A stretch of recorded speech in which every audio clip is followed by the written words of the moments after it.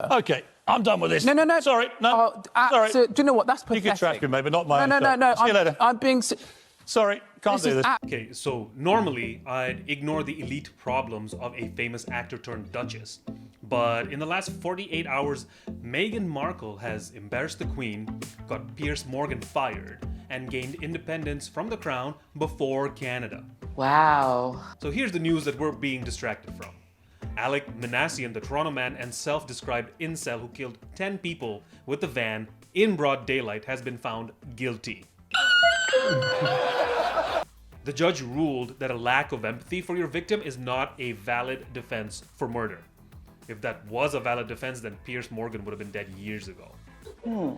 Canada came dead last in whistleblower protections in the world. Probably because if we blew the whistle on Canada, we'd have to talk about the missing and murdered Indigenous women. What? Disability benefit system that's trying to encourage people to kill themselves instead of providing proper support. Hold up. Whatever's going on in Alberta right now. Hold up. Justin Trudeau's entire life. Hold up. The legacy of residential schools. Hold up. Blatant monopolies in every sector of the economy. Hold up. China's influence on our government. Hold up. The corporatization of cannabis. Hold up. Denial of pharmacare and dental care. What? And sexual assault in the military. Wow. And for more on the military sexual assault story and other news, we go to our long-form segment, The Unpacking. Thank you, Terror Suspect, for sending it off to us. We've got a lot of things we want to talk about. First, Kyrsten Sinema. And her voting no to increase the minimum wage to $15. She did a cute little curtsy. Right. As she voted no. Well, it's nice for people to know their livable wage was turned down with a little dance move, right? That gives it a little bit of a twist. It makes it easier to, it's a little more palatable. A little spoonful of sugar there. She did. If you guys didn't see the clip, she did I guess we can play the clip too. But she did like a dance, like an anime, like thumbs down or something, like the most kawaii disservice to poor people in America I've ever seen. But yeah, very strange. And I guess pundits on CNN and stuff have defended her as being colorful. She's a colorful person, which, I haven't heard anyone on CNN describe Trump that way in the last 4 years. But, he was pretty colorful. Orange is a color, I guess. But her spokespeople are saying it's sexist to criticize her for doing a dance move as she was voting no, I guess. It's pretty sexist to imply that women can't dance while ensuring that poor people stay poor and die. Is that a woman thing though? I feel like their defense is sexist, right? I feel like they shot themselves in the foot. I don't know. 100%, yeah. She's not beyond reproach for being a woman, and she did or being queer and doing a horrible thing while doing something fun and cute at the same time. Bye. Yeah, but Right. Yes, of course, right, because given her politics, and she even had that tweet from, I think, 2012 that resurfaced about $15 minimum wage makes sense, make it happen. And then she got the chance to make it happen and said, it stopped making sense when I became a millionaire. So 19 million millionaires in the U.S. Yes. Yeah, well, I mean, I guess it's a large enough voting base to stay in. It's crazy. Well, I mean, it doesn't really matter how big your voting base is. It matters how big your wallet is. Right. And those people have big wallets. And I gotta say, at least she was there for the reading, because they actually forced them to read the full bill, and it took 11 hours for them. And they didn't have a senator do it. They had some clerk do it, which is the best way to earn less than minimum wage, probably. I don't know how much clerks earn, but they were probably you motherfuckers. Give me $15 an hour for this, and it'll add up to whatever 15 times 11 is, $1,500. And then Kyrsten Sinema's yatta! Yeah. No! It's okay, this isn't fucking Naruto. This is people's lives. That would be amazing if Naruto ran away after she voted no. Yeah. That's funny. I don't think Dave knows what a Naruto run is because he just moves his hands. Oh, okay. All right. It's the hands behind your back while you're running. turns out I have sex. That's a lie. That's a lie.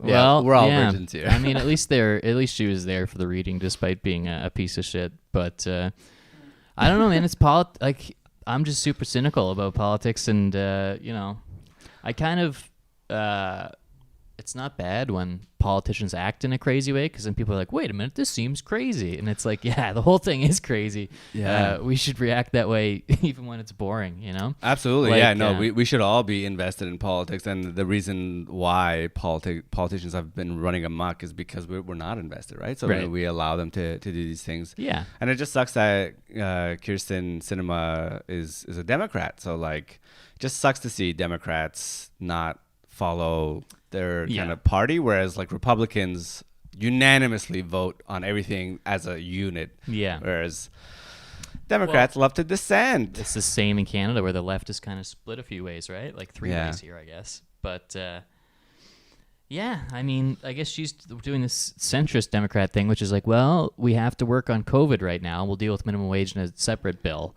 But just fucking do it now, man. Come on, you guys have the mandate.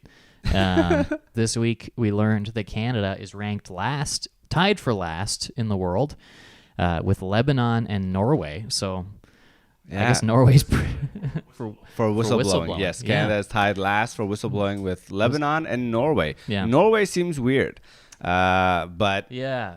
because you think Scandinavian countries, you think of like progressive, forward thinking. But I guess Norway is like, we have some secrets. It's like, okay, let's not talk about that then, Norway. But there's a reason why we all like black licorice. That's right. It's part of a ritual. We summon And they Kraken. You can go. But Botswana and Bangladesh scored higher than Canada in whistleblower protections. And this report said, there was two different reports from two different international groups that monitor this stuff. And they said that whistleblower protections in Canada actually make it worse sometimes. Oh, wow. Which is like, I don't know if we should stop calling them protections, I guess, because what's the opposite of... Yeah. Whistleblower. We like to build in extra risks into whistleblowing in our system, really make it Absolutely. That's what makes Trying the to do blow the right sweet, thing, we're going to kill your family. Yep. So, just another win for the open and transparent Trudeau government, Yeah, so if you've got any whistles to blow, make sure you move to another country first and then start blowing them, because this country will do awful things to you, Take a like trip. it's done to indigenous people Yeah. and minorities. Wait, maybe there's a reason we don't blow whistles here. Maybe we're worse than Norway. Yeah, everyone's keeping their mouth shut because Daddy Trudeau's coming down with that lead pipe. I mean, I guess that's as much of a segue as there is, right? To seemingly no one cares about this but me. Even I looked for like the deepest nerd corners of the internet, and people are like, I don't know. We'll see if it ends up being a big deal. But our defense minister in a bit of hot water this week over General Jonathan Vance, one of our military generals.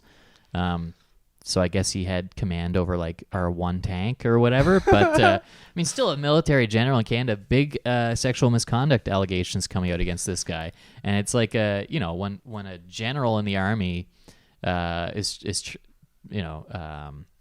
charged with this stuff, represents a major systemic problem from the top down. And above a general is the defense minister, and there's a military ombudsman who went to the news this week and said that he warned Defense Minister Sajjan of this misconduct, and the Defense Minister's response was no, which I mean...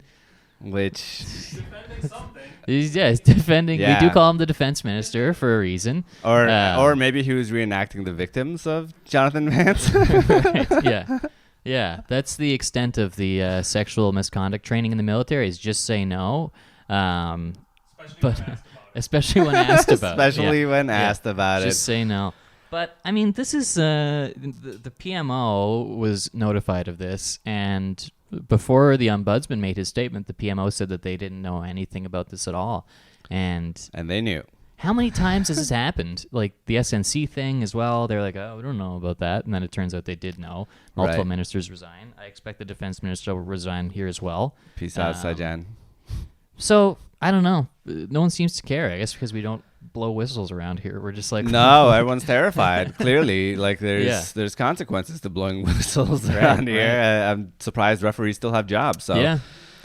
I don't know. I But guess- yeah, so Jonathan Vance, you're a piece of shit. Yeah. Just a heads up. In case you didn't know, you probably know though. Yeah. And maybe wrote a place for saying that maybe we should stick to sports, Fouad, you know?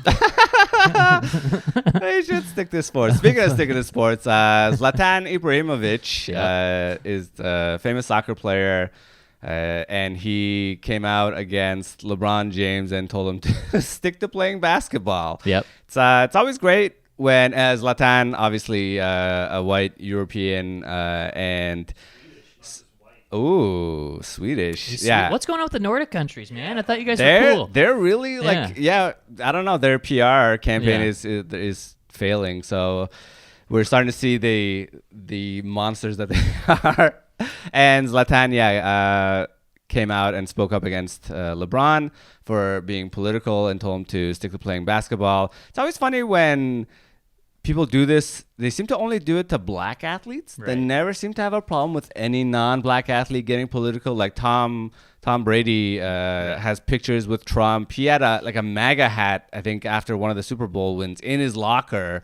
And that's okay. You know, Tim Tebow can do whatever he wants, but Yeah, it's expression, man. It's the First Amendment. But then absolutely free when a black speech, guy you does know, it, it's and he like, has whoa, a whoa, platform. whoa. How dare he not use his Yeah. platform to share his opinions? But a black man does it, and Yeah. instantly there's a massive problem, and everyone wants to tell him to shut up. You know, at this point, Zlatan, it's just so much easier to just come out and say you're a racist. It's just Yeah. so much simpler. Just do that. I mean, Zlatan, he's making himself look awful here. And like you said, it never happens to like a curler, you know, or like Yeah. someone playing darts or something professionally. No, But and it's always like always a a high basketball profile, player, or yeah. NFL player. Yeah. Exactly, and it's someone with like a very large platform who's like, you know what, I'm gonna make something of this platform. I'm gonna. And it's not like speak LeBron's up. advocating for anything unreasonable or like outside of the mainstream. Well, it's unreasonable if you're racist. That's for Right. sure. But Yeah. it's like it's crazy to have a problem with anything LeBron said. No, it's not like No. Yeah. So Shooting black people. Yeah. Shut up, LeBron. Wow. Hey, Way buddy, to bring stick to- politics Yeah. into this game. You've just- befouled it. he's making himself look awful. And I mean, But like, if someone like sexually assaults someone, no, I don't hear Zlatan talking. There's a lot of athletes who have like hurt people Right. physically and abused and assaulted people, and that seems to be okay. No one ever speaks out against Right. those people. Right. It's only ever when they say like, "Hey, do the right thing," and that's when they're like, "You need to shut your mouth and play the game." I mean, there's not many people this applies to, but if LeBron has better hair than you, just shut the fuck up, dude. You cut your ponytail and sit down, Zlatan. You fucking weirdo, dude. You piece of shit, Stick- Zlatan. and lastly, Drake put out a brand new music video for the song called What's Next, the majority of which is shot in Toronto landmarks. Yeah. My mom could have directed this on one of her visits to see me, honestly. Because she's only ever seen the Eaton Center, the CN Tower, Ripley's Aquarium, and we went to a Jays game, which Drake didn't even feature. I felt No, but slighted he by did that. go to Yonge and Dundas Square, so that was pretty Yeah, my cool mom's seen of that him. too. You think you're from here, you could find like a neighborhood where there's something cool to show, you know? But Absolutely. Just goes to show he's probably from Brampton or something. Yeah, the Expedia. Because he's not welcome in Parkdale. He's probably too scared to go into Parkdale. Yeah, yeah. Right. So Absolutely, directed by yeah. Expedia.ca. Yeah, TripAdvisor was the location scout for this. this. Yeah. If he really loved Toronto, he would have hung out with that one crackhead outside of the Drake Hotel. The Right. actual hotel. That 100%, yeah. Definitely, and like, you know, is just as seedy and uncomfortable to be around as Drake is. It would be like, imagine if like Kendrick Lamar or Nas or some New York rapper, their video was like Statue of Liberty, Empire State Building, Yeah, Empire Times State. Square, going to a halal guy's, getting a shawarma. Like, dude, fucking everyone has this experience the first time they go to New York City. And yeah, part of the video was him in Ripley's Aquarium, and like, I don't know why his people didn't tell him that there's no more school trips going on there, so he can't find any more dates that Right. way. So yeah, Drake, find some better spots and actually Yeah. be from here. How about that? Yeah, And Well- and stop being a pedophile. That's probably number one thing. that's to a do. big ask. I mean, yeah. That's a big ass. But that's it for our unpacking this week. Thank you guys for hanging out, and we'll swing it back to Terror Suspect. Thanks, guys. That was very depressing. Thank you for watching, and tune in next week.